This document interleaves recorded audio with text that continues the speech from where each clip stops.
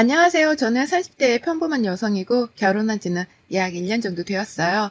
다들 평온한 추석 보내시길 바랍니다. 명절이 제 사연의 일부분에 해당되기에 또 모른 척 지나칠 수가 없어서 용기 내어 사연을 적어보려 해요. 사랑하는 사람을 만나 연애를 하고 결혼을 하기까지의 과정에 좋은 기억과 긍정적인 감정들만 가득하면 얼마나 좋을까요? 그러나 결혼은 현실이라고 그렇게 호락호락 하지도 않았고 너무 아프고 충격적인 기억들이 가득합니다. 남편과 저는 소개팅을 통해서 만났고 호감이 있다고 마음을 알고 서로 연애를 결심했어요.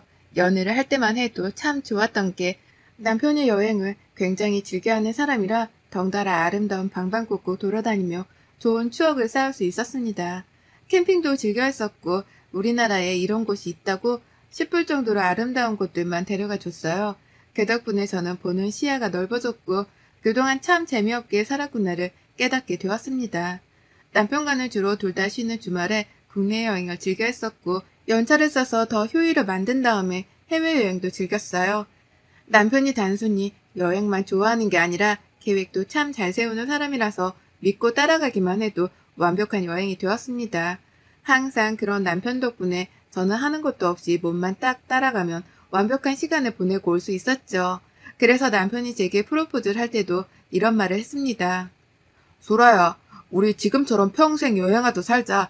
기쁘고 신나는 순간도 있을 거고 고난과 역경도 겪어야 하겠지만 그럴 때마다 우리 지금처럼 잘 견뎌나가면서 서로 의지하고 그렇게 살아보자. 나랑 결혼해 줄래? 당신다운 프로포즈네. 그래, 결혼하자. 남편의 저 말이 평생 기억에 남더라고요. 여행하듯 살자는 말이요. 여행을 하다 보면 기쁘고 설렘이 가득한 순간들도 있지만 분명 예상치 못한 고난과 역경에 당혹스럽고 힘겨울 때도 있죠. 그렇지만 여행 중이니 평소보다는 더 좋은 감정으로 일을 해결하고 좋은 시간을 보내곤 했는데 그런 저희의 평소 생활에 비유한 남편의 프로포즈 멘트는 너무 귀했습니다. 이런 사람과 함께라면 정말 평생 여행하듯 즐기며 행복하게 살 수 있을 거라고 확신을 했어요.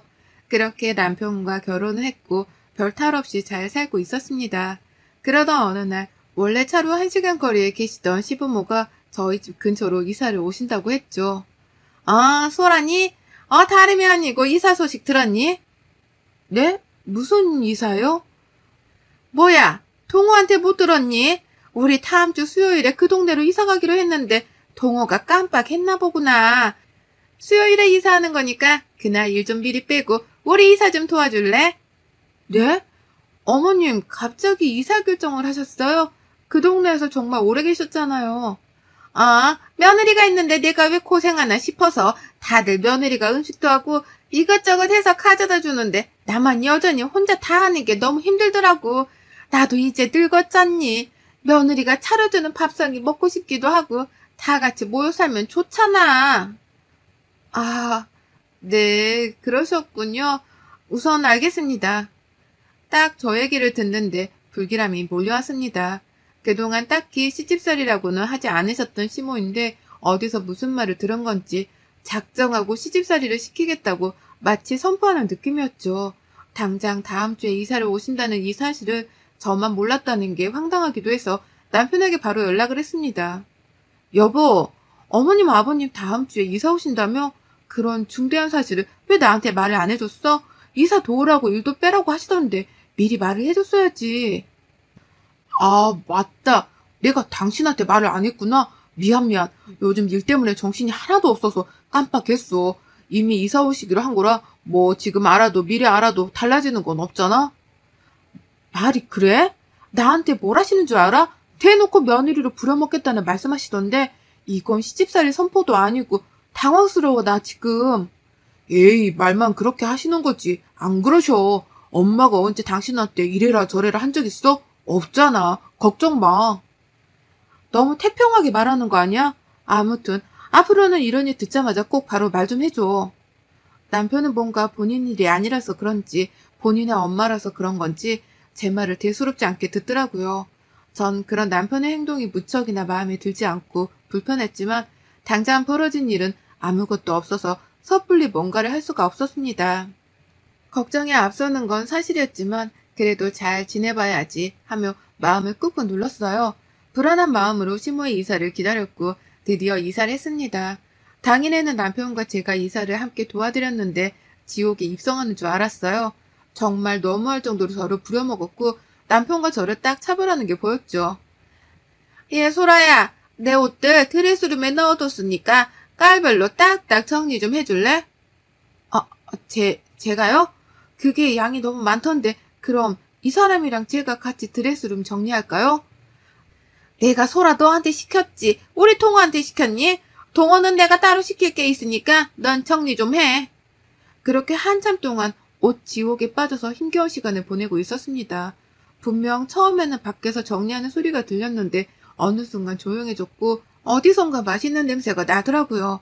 제가 착각한 거라고 생각하기에는 냄새가 닫은 방문을 뚫고 들어와서 나가봤습니다. 시모는 먼지가 온 집안에 날릴 테니 드레스룸 창을 열고 문 닫고 정리하라고 했거든요. 제가 그 먼지를 다 먹는 건 신경 쓰지 않았던 거죠. 당신 뭐해? 정리 안 해? 그게 엄마가 이거 맛 좀 보라고 해서. 예, 정리 다 했어? 아직이요. 근데 왜 나와? 내가 분명 정리 다 하고 나오라고 했잖니. 그리고 먼지 날리니까 방문 열지 말라고 말했지? 왜 내 말을 다 무시하지? 그게 아니라 밖에서 맛있는 냄새가 나길래 제가 착각한 건가 하고 나와본 거예요. 오늘 한 끼도 안 먹어서 배고프거든요. 그렇지. 배고프겠다. 같이 먹자. 무슨 소리야. 이거 제대로 만든 것도 아니니까 조금만 참고 정리나 해. 정리를 빨리 해야 뭘 먹던가 하지. 정말 먹는 걸로 저러는 게 가장 유치하고 치사한 건데 시모는 귀엽고 단 한 입도 주지 않고 저를 다시 먼지 가득 쌓인 드레스룸으로 돌려보냈습니다. 황당했던 건 본인들이 식사를 하기 위해 대충 주방을 싹 다 치웠더라고요. 그리고 거기에 앉아서 한우를 먹고 있는데 딱 봐도 식사 중인데 잠깐 맛만 보는 거라며 저를 못 먹게 했습니다. 순간 너무 서럽고 내가 왜 이러고 있어야 하지? 라는 생각까지 들어서 너무 속상했어요.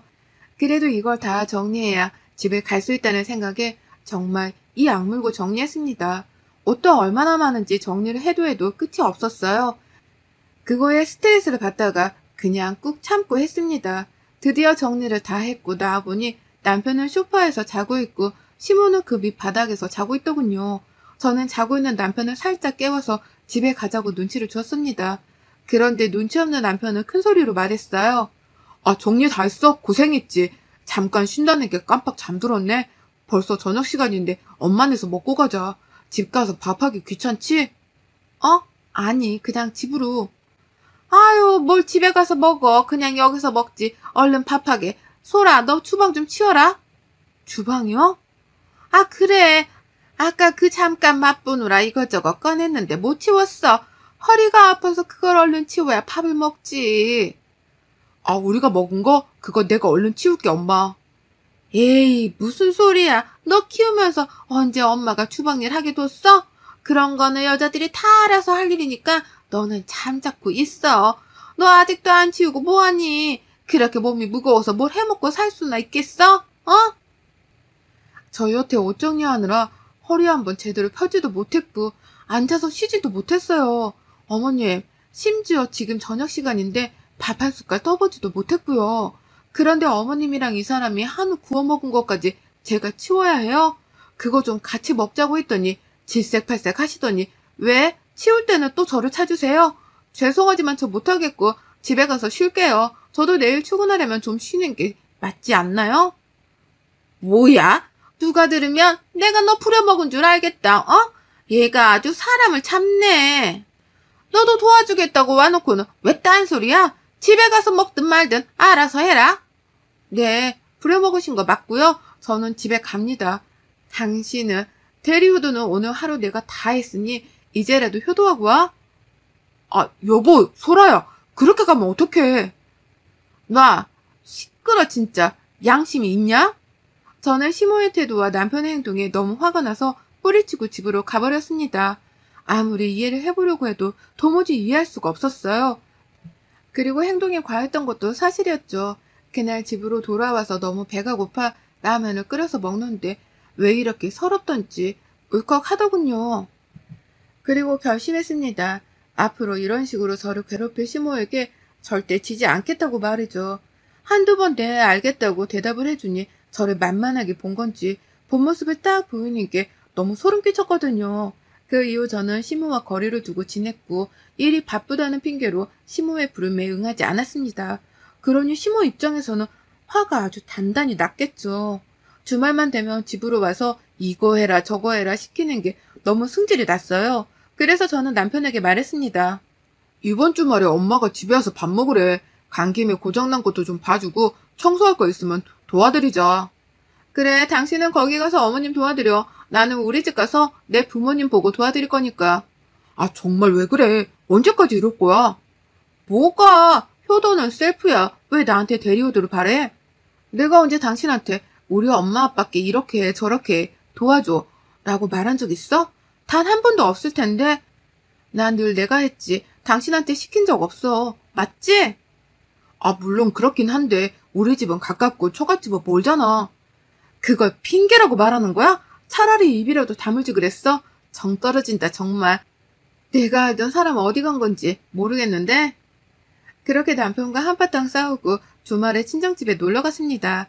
오랜만에 부모님을 보고 함께 시간을 보내니 그간 쌓였던 분노와 스트레스들이 눈 녹듯이 사라졌어요.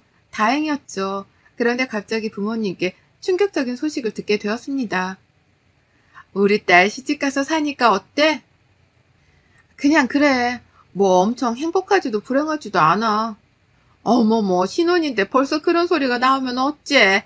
아참, 엄마랑 아빠 이사하려고 해. 원래 고민 중이라 신경 쓸까봐 굳이 말 안 했는데 거의 확정이라서 말해. 이사? 갑자기 어디로? 부산으로 가려고. 이제 딸 시집도 보냈고 여기서 너무 오래 살아서 지겹기도 하고 더 늙기 전에 고향 가서 친구들도 보고 그렇게 살고 싶어서. 아, 정말? 아휴, 더 자주 못 보겠네. 근데 뭐 잘 생각했어. 가서 친구들이랑 시간도 보내고 그러면 더 행복해질 거야. 자주는 아니더라도 얼굴 까먹지 않을 정도로는 꼭 내려갈게. 부모님 고향인 부산으로 내려가겠다는 소식을 듣고 솔직히 마음이 쿵 했습니다. 지금도 자주 못 보는데 부산으로 가시면 더 자주 못 볼 것 같았고 정말 제가 출가 외인이 된 기분이 들었거든요. 그래도 고향 가시면 지인들도 많으니 두 분 입장에서는 행복하실 것 같아서 마음이 놓였습니다. 그런데 이 문제로 남편과 파고가 맞을 줄은 상상도 못했어요. 부모님이 부산으로 내려가시고 첫 명절은 추석이었습니다. 제가 남편에게 꼭 부산에 가봐야겠다고 말했죠. 나 이번 추석 때 부산 가는 거 있지만 미리 예약해둘 건데 KTX랑 비행기 뭐가 좋겠어? 아, 맞다. 처갓집 이제 부산이지? 그런데 엄마네도 가야 하는데 시간이 너무 빠듯하지 않아? 어머님 댁은 365일 중에 300일은 가는데 뭐가? 이사도 하셨고 명절인데 당연히 가야지. 가기 싫다는 소리도 들린다? 아니, 그런 게 아니라 사실은 나 KTX 타다 크게 다칠 뻔한 적이 있어서 그건 못하거든. 어? 그런 일이 있었어? 그럼 뭐 비행기 타고 가자. 예약해둘게. 아, 이거 진짜 숨기려고 했는데 나 비행기 탈 때마다 손발이 덜덜 떨리고 두렵고 무서워. 왜 그런지 모르겠는데 숨도 잘 안 쉬어주고 막 그래. 당신이랑 연애할 때는 그런 내 모습 싫어할까봐 숨겼거든. 뭐라고? 우리가 비행기를 몇 번 탔는데 갑자기 그게 무슨 소리야? 타자마자 기절하던 사람이. 그게 자는 척 연기를 한 거였어. 내가 두려워하는 게 들킬까봐. 어쩌지? 그래도 가긴 해야 하니까 내가 약을 먹던가 해볼까? 근데 몸에 안 좋다고 해서 걱정이네. 우리 애기도 낳아야 하잖아. 아니, 대체 이게 무슨 소리야? 그럼 KTX도 못하고 비행기도 못하겠다는 거야? 너무 당황스럽네? 그럼 뭐 차 타고 가자. 여보, 무슨 소리야? 차 타고 부산을 어떻게 가? 가다가 죽어 힘들어서. 그건 너무 비효율적인 일이야. 버스도 똑같고. 아니, 그럼 우리 집에 가지 말자는 소리야? 이번만 어떻게 잘 말씀드려봐. 내가 고쳐볼게. 노력해볼게. 남편은 갑자기 말 같지도 않은 소리를 했어요. 안 가려고 애쓰는 것 같아 보이면서도 그 말이 진심인 것 같아서 솔직히 더 캐묻지는 못했습니다. 결국 저 혼자라도 다녀오려고 했으나 시무것도 저를 놔주지 않았어요. 제가 부산으로 가버릴까봐 아예 저희 집에 이른 오전부터 오셨죠. 나왔다. 우리 집에서 하든 여기서 하든 상관없으니까 그냥 여기서 만들자. 내가 음식과 재료들은 대충 들고 왔고 나머지 배달시켰으니까 곧 올 거야. 오면 바로 시작하자. 아, 어머님, 그런데 저 부산 가봐야 해서요. 시간이 빠듯하거든요. 제가 미리 말씀 몇 번이나 드렸는데 깜빡하셨어요? 그건 네 사정이지. 시집으로 왔으면 시댁법에 따라야 하는 거 아니니? 난 오늘 당장 음식 싹 해두고 나머지 휴일은 푹 쉬고 싶으니 네가 날짜를 바꾸던가 해. 네? 당장 지금 어떻게 바꿔요? 못 가죠, 어머님. 그럼 가지 말던가. 딸 시집 보냈으면서 왜 소유하려고 하니? 너 이제 우리 집 사람 아니야? 딸은 원래 시집가면 출가 외인이라고. 시모는 저를 못 가게 할 작정으로 아예 계속해서 부려먹으려고 했습니다. 너무 화가 나더라고요. 당장 추석 당일에 비행기표가 남아있을 리도 없었고 저 결국 못 갔습니다. 분노해 있는데 웃긴 건 지금부터였죠. 저는 그 와중에 이 음식들을 다 해야 쉴 수 있다는 생각에 입 닫고 음식을 막 하고 있었어요. 그런데 남편이 자꾸 드레스룸과 안방을 왔다 갔다 하며 분주해 보였죠. 그러더니 시모는 잠깐 약속이 있어서 갔다 오겠다며 나갔고 1시간 후 남편은 시모를 모시러 간다며 나갔습니다. 결국 저 혼자 음식을 다 했고 저녁 8시가 되어도 둘 다 연락을 받지 않았죠. 그러다 시모랑 연락이 되어 물었습니다. 어머님 대체 어디세요? 그게 사정이 있어서 우리 오늘 못 가거든. 그러니까 너 먹고 쉬던가 해라. 네? 이 사람은 왜 전화를 안 받아요? 대체 무슨 사정이길래 갑자기 외박을 하시는 건데요? 그걸 내가 하나하나 너한테 설명을 해야 하니? 참 잡고 있어 그냥 좀. 동호전화는 고장났다. 수리 바뀌어야 해. 그러니 전화 그만해라. 어차피 해도 못 받는다.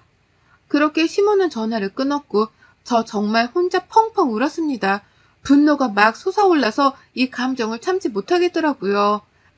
지금이라도 혼자 차 끌고 부산으로 갈까 참 고민을 했는데 제가 운전이 그렇게 능숙한 게 아니라 혼자 장거리 운전을 할 자신이 없었죠.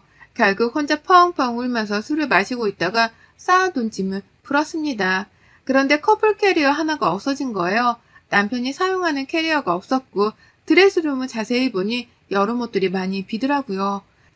이상하다고 정말 생각만 했습니다. 그 후 3일 뒤에 남편과 시모를 만날 수 있었는데 남편이 새까맣게 익어서 왔더라고요. 심지어 서늘한 날씨에 반팔 반바지를 입고 왔길래 물어도 대답을 해주지 않았습니다. 전 이상한 느낌에 남편 핸드폰을 뒤져봤어요. 고장났다더니 말끔하게 작동하더라고요. 그런데 카톡 목록에 비행기 예매한 기록이 있었고 세이브를 갔다 왔더군요. 잠들어 있는 남편을 흔들어 깨웠습니다. 이거 뭐야? 당신 어머님이랑 세이브 갔다 왔니? 그거 내가 간 건 아니고 엄마 친구랑 일이 있어서 아무튼. 네 이름이 이동호인데 네 비행기 티켓을 엄마 친구가 갈 수 있어? 거짓말을 할 거라면 좀 그럴듯하게라도 해야지 속아주지. 너 진짜 미쳤구나. 비행기 타면 미칠 것 같다며 우리 집에는 한 번을 안 가주더니 나 속이고 나 혼자 일 시키고 세이브를 갔다 왔어? 이 둘은 저를 부려먹고 떼어놓고 세부로 가서 여행을 즐기다 왔더라고요. 새까맣게 익어서 온 이유였죠. 그 사실을 알고 저는 더 이상 이 사람과 살 수 없다는 생각을 했어요. 짧은 시간일 수 있지만 시모가 이사 온 후 단 한 번도 행복하지 않았습니다. 그리고 저를 속이는 게 당연한 이들과 더 이상 엮이고 싶지 않았죠. 이혼을 선언했고 시모는 그 사실을 알고 한밤중에 찾아와 제 머리채를 잡으려 했어요. 그래서 전 시모의 정강이를 발로 세게 때리고 제가 머리채를 잡고 말했습니다. 툭 하면 윽박지르고 손버릇까지 더럽네. 내가 니네 종이니? 노예야? 남의 집 귀한 딸을 네가 뭔데 부려먹어. 안 그래도 없는 머리털 내가 다 뽑아주고 이혼할게. 그러게 적당히 하지. 사람은 왜 그거를 몰아가기를. 어머머머, 얘 미쳤나봐. 동호야, 아들. 당신 진짜 왜 그래? 미쳤어? 기다려. 다음은 네 차례니까. 네 머리털도 다 뽑아줄게 내가. 이혼 후 저도 다 정리하고 부산으로 내려왔습니다. 그곳이 부모님 고향이라 지인이 많기도 하지만 제 지인들도 꽤 있거든요. 마음이 적적하고 힘들 때 늘 위로받던 곳이 제게도 부산이라 부모님 곁에서 함께 다친 마음을 치유하고 있습니다. 남편과 시모는 어떻게 지내는지 소식조차 몰라요. 혼인기간이 짧았고 합의혼을 했던 터라 서로 따질 것도 없이 깔끔하고 아주 신속하게 이혼을 할 수 있었습니다. 어쩌다 저런 집에 시집을 갔을까 후회스럽지만 제가 자꾸 후회만 하면 마음이 더 지옥이라 그러지 않고 싶었어요. 그래서 후회는 이제 그만하고 앞으로의 제 삶을 제대로 살아보려고 합니다. 긴 사연 읽어주셔서 감사하고 여러분의 추석은 행복하셨나요? 부디 행복하셨길 바라며 마무리하겠습니다. 감사합니다.